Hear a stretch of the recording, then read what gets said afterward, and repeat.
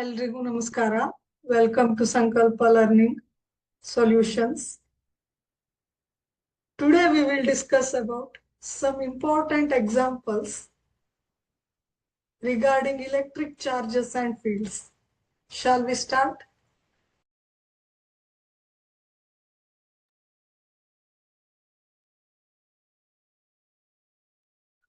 First example. You must have seen the lightning during thunderstorm. ನೀವೆಲ್ಲ ಮಿಂಚನ್ನ ಗುಡುಕ್ತಾ ಇರುವಾಗ ನೋಡೇ ಇರ್ತೀರ. ಸೊ ಯಾಕೆ ಮಿಂಚು ಪ್ರೊಡ್ಯೂಸ್ ಆಗ್ಬಹುದು ಅಥವಾ ಹೇಗೆ ಮಿಂಚು ಪ್ರೊಡ್ಯೂಸ್ ಆಗ್ಬಹುದು, ಏನಾದ್ರೂ ಐಡಿಯಾ ಇದೆಯಾ? ನೆಕ್ಸ್ಟ್ ಎಕ್ಸಾಂಪಲ್ಗೆ ಹೋಗೋಣ. ನಾವು ಕಾರ್ಪೆಟ್ ಮೇಲೆ ಸ್ವಲ್ಪ ದೂರ ನಡೆದೋಗ್ಬಿಟ್ಟು ಆಮೇಲೆ ಯಾವ್ದಾದ್ರು ಒಂದು ಮೆಟಾಲಿಕ್ ಆಬ್ಜೆಕ್ಟ್ ಅನ್ನ ಹೋಲ್ಡ್ ಮಾಡಿದ್ವಿ ಅಂತ ಇಟ್ಕೊಳ್ಳಿ. ಸೊ ಲೈಟ್ ಆಗಿ ನಾವ್ ಏನ್ ಮಾಡ್ತೀವಿ ಹೇಳಿ, ಇಲೆಕ್ಟ್ರಿಕ್ ಶಾಕ್ ಆದ ತರ ಫೀಲ್ ಮಾಡ್ತೀವಿ. ಸೊ ರೀಸನ್ ಏನಿರ್ಬೋದು ಇದಕ್ಕೆ? ಇನ್ನೊಂದು ಎಕ್ಸಾಂಪಲ್ ಅನ್ನ ತಕೊಳ್ಳಿ. ನಾವು ಬಸ್ಸಲ್ಲೋ ಅಥವಾ ಕಾರಲ್ಲೋ ಸೀಟ್ ಮೇಲೆ ಕೂತಿರ್ತೀವಿ. ಎದ್ದೇಳ್ಬೇಕಾದ್ರೆ ಸ್ವಲ್ಪ ಸೈಡಿಗೆ ಸರ್ದ್ಬಿಟ್ಟು, ಅಂದ್ರೆ ಸ್ಲೈಡ್ ಆಗಿ ಸಪೋರ್ಟಿಗೆ ನಾವೇನ್ ಮಾಡ್ತೀವಿ, ಕಾರ್ ಡೋರ್ ಅನ್ನೋ ಅಥವಾ ಐರನ್ ಹ್ಯಾಂಡ್ಲರ್ ಅನ್ನೋ ಬಸ್ಸಲ್ಲಾದ್ರೆ ಹಿಡಿತೀವಿ. ಆವಾಗ ನಮ್ಗೆ ಲೈಟ್ ಆಗಿ ಇಲೆಕ್ಟ್ರಿಕ್ ಶಾಕ್ ಆದ ತರ ಫೀಲ್ ಆಗತ್ತೆ. ಸೊ ಯಾಕಿರ್ಬೋದು ಅಂತ ಯೋಚನೆ ಮಾಡಿದ್ದೀರಾ? ಈ ಎಲ್ಲಾ ಮೂರು ಎಕ್ಸಾಂಪಲ್ ಅನ್ನು ಒಂದೊಂದಾಗಿ ಅನಲೈಸ್ ಮಾಡ್ತಾ ಬರೋಣ. ಫಸ್ಟ್ ಎಕ್ಸಾಂಪಲ್ ಯಾವ್ದಾಗಿತ್ತು ಅಂದ್ರೆ ಗುಡುಗು ಮತ್ತೆ ಮಿಂಚಿಂದು, lightning and thunder storm. Lightning ಯಾವ ರೀತಿ ಆಗತ್ತೆ ಅಂತ ನೋಡೋಣ. ಇನ್ ದ ಸ್ಪೇಸ್ ಅಂದ್ರೆ ಆಕಾಶದಲ್ಲಿ ಮೋಡಗಳು ಫಾಸ್ಟ್ ಆಗಿ ಚಲಿಸ್ತಾ ಇರ್ಬೇಕಾದ್ರೆ there will be friction among the clouds.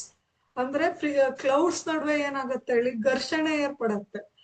ಆಗ ಕ್ಲೌಡ್ ಅಲ್ಲಿ ಇಲೆಕ್ಟ್ರಿಕ್ ಚಾರ್ಜ್ ಅಕ್ಯುಮ್ಯುಲೇಟ್ ಆಗತ್ತೆ.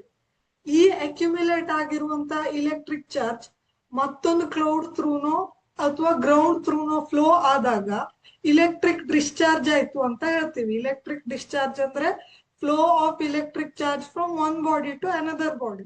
ಸೊ ಈ ರೀತಿ ಅಕ್ಯುಮ್ಯುಲೇಟ್ ಆಗಿರುವಂತಹ ಇಲೆಕ್ಟ್ರಿಕ್ ಚಾರ್ಜ್ ಕ್ಲೌಡ್ ಅಲ್ಲಿ ಅಕ್ಯುಮ್ಯುಲೇಟ್ ಆಗಿರುವಂತದ್ದು ಮತ್ತೊಂದು ಕ್ಲೌಡ್ ಥ್ರೂನೋ ಅಥವಾ ಗ್ರೌಂಡ್ ಥ್ರೂನೋ ಡಿಸ್ಚಾರ್ಜ್ ಆಗುವಾಗ ಲೈಟ್ನಿಂಗ್ ಪ್ರೊಡ್ಯೂಸ್ ಆಗತ್ತೆ. Okay, during discharge of electric charge accumulated in the cloud, we will see lightning. Next example ಅಂದ್ರೆ ನಾವು ಕಾರ್ಪೆಟ್ ಅಲ್ಲಿ ಸ್ವಲ್ಪ ದೂರ ನಡೆದ್ಬಿಟ್ಟು ಯಾವ್ದೋ ಒಂದು ಮೆಟಾಲಿಕ್ ಆಬ್ಜೆಕ್ಟ್ ಅನ್ನ ಹೋಲ್ಡ್ ಮಾಡಿದಾಗ ನಮ್ಗೆ ಎಲೆಕ್ಟ್ರಿಕ್ ಶಾಕ್ ಆಗುವಂತದ್ದು ಲೈಟ್ ಆಗಿ. ಇದು ಯಾಕೆ ಅಂದ್ರೆ, ನಾವು ಕಾರ್ಪೆಟ್ ಅಲ್ಲಿ ನಡಿಬೇಕಾದ್ರೆ ನಮ್ಮ ಪಾದ ಮತ್ತು ಕಾರ್ಪೆಟ್ ನಡುವೆ ಫ್ರಿಕ್ಷನ್ ಏರ್ಪಡತ್ತೆ, ಘರ್ಷಣೆ ಏರ್ಪಡತ್ತೆ.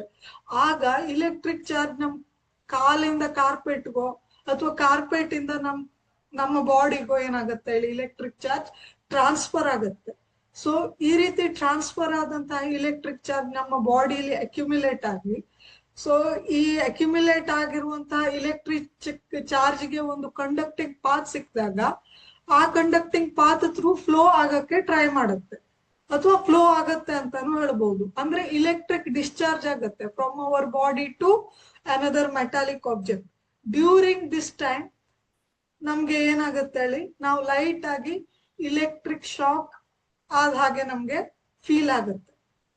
ಅದೇ ರೀತಿ ನಾವು ಬಸ್ಸಲ್ಲೋ ಅಥವಾ ಕಾರಲ್ಲೋ ಕೂತಿರುವಾಗ ಸೈಡಿಗೆ ಸರಿಯುವಾಗ ಸ್ಲೈಡ್ ಆದಾಗ ಅಗೇನ್ ನಮ್ಮ ಬಾಡಿ ಮತ್ತೆ ಸೀಟಿನ ನಡುವೆ ಫ್ರಿಕ್ಷನ್ ಏರ್ಪಟ್ಟು ನಮ್ಮ ಬಾಡಿಯಲ್ಲಿ ಇಲೆಕ್ಟ್ರಿಕ್ ಚಾರ್ಜ್ ಅಕ್ಯುಮ್ಯುಲೇಟ್ ಆಗಿ ನಾವು ಕಾರ್ ಡೋರ್ ಅನ್ನು ಅಥವಾ ಐರನ್ ಹ್ಯಾಂಡಲ್ ಅನ್ನು ಹಿಡಿದಾಗ ಇಲೆಕ್ಟ್ರಿಕ್ ಡಿಸ್ಚಾರ್ಜ್ ಆಗಿ ನಮಗೆ ಇಲೆಕ್ಟ್ರಿಕ್ ಶಾಕ್ ಆದ ತರ ಲೈಟ್ ಆಗಿ ಫೀಲ್ ಆಗತ್ತೆ.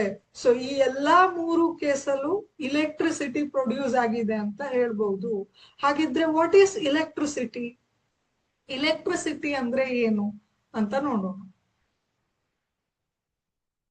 ಸೊ electricity ಅಂದ್ರೆ it is a branch of physics which deals with the study about electric charge.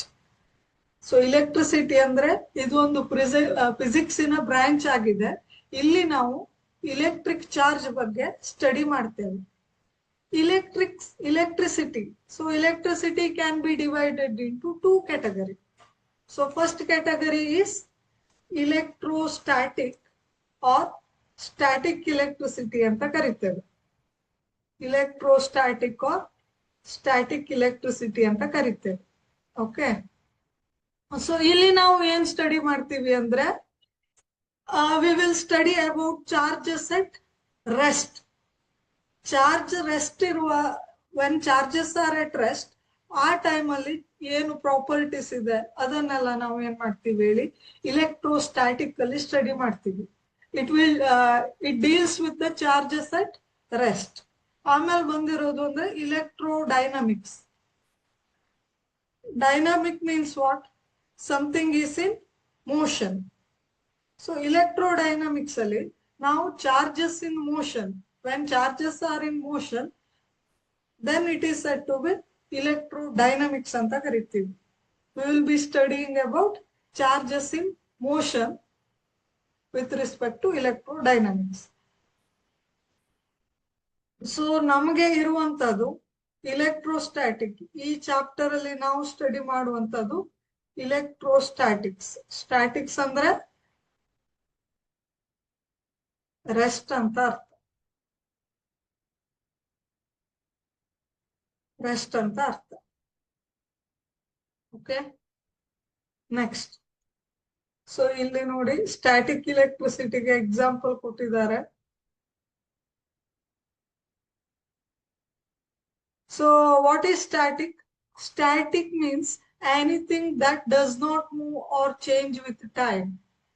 This topic we are going to discuss about the electrostatic, that deals with the study of forces, fields and potential arising from static charges. So electrostatic andre charges at rest. So in this branch we will be studying about charges at rest. So ee chapter alli ನಾವು ಏನೇನು study ಮಾಡ್ತೀವಿ? This chapter introduces the concepts like electric charges, its types, how charges interact. It also explores the properties of electric field. So ಈ chapter ಅಲ್ಲಿ ನಾವು ಈ ಎಲ್ಲಾ concept ಬಗ್ಗೆ study ಮಾಡ್ಲಿಕ್ಕಿದ್ದೇವೆ.